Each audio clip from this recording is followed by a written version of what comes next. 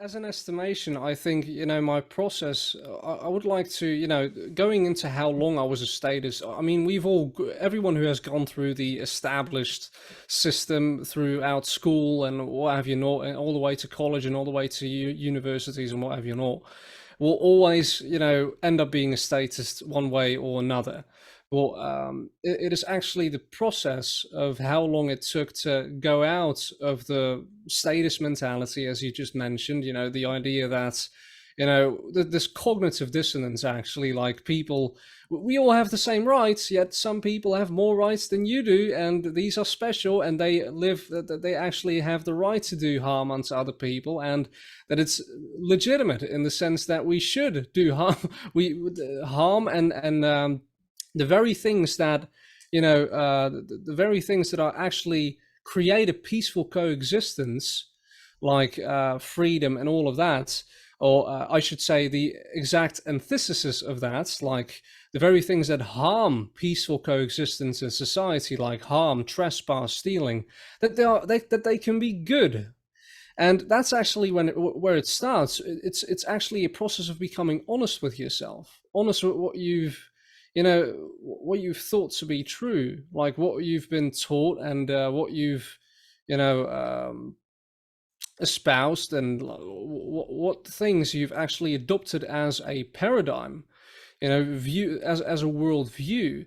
And that has to do really with being honest with yourself. The first step of actually was actually to be honest with myself. When you reach eventually a certain point in life where things that really are of insignificant value, like material things, like this hedonist lifestyle of becoming a famous scientist, or look at this. Did everyone see that I have a new car? No, like it says, you go beyond this frivolous, mundane, limited way of valuing things in life, and you actually start to value things that actually have value. Like, this was my inception into the epistemological method, and also becoming an autodidact. Actually, asking questions for a start. What is this reality actually? What is my individual worth? What is what is the foundation of this very idea of statism? What is the foundation? Why is it legitimate?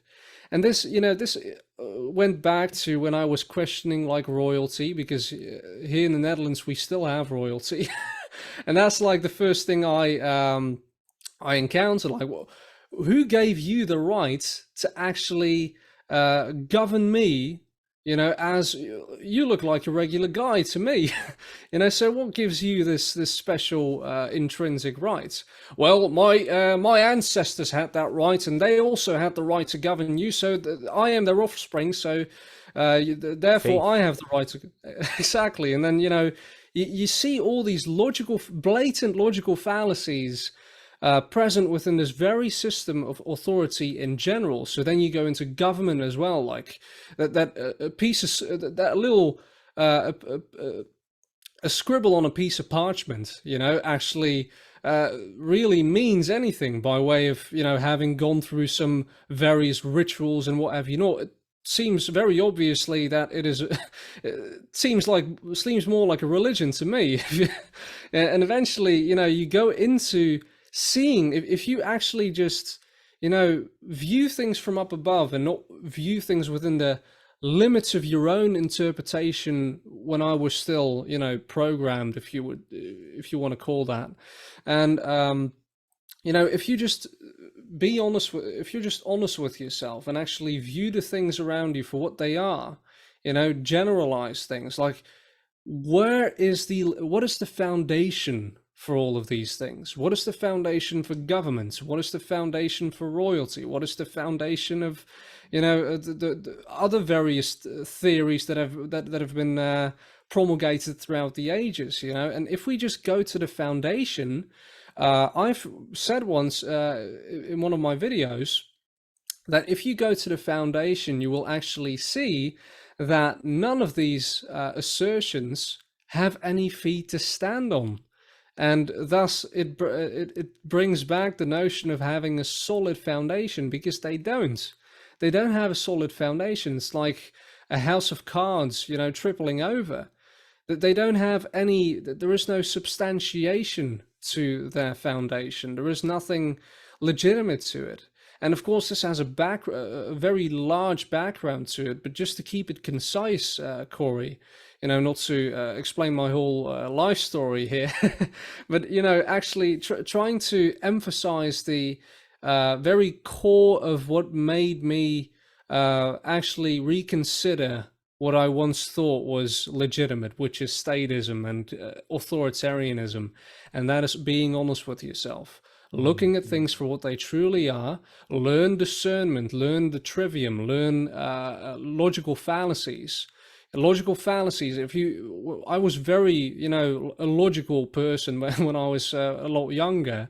So I, you know, was very intrigued by logic, you know, logical fallacies, and trying to filter information by way of these implementing these logical fallacies. Well, logical fallacies galore when we're actually talking about the system of government.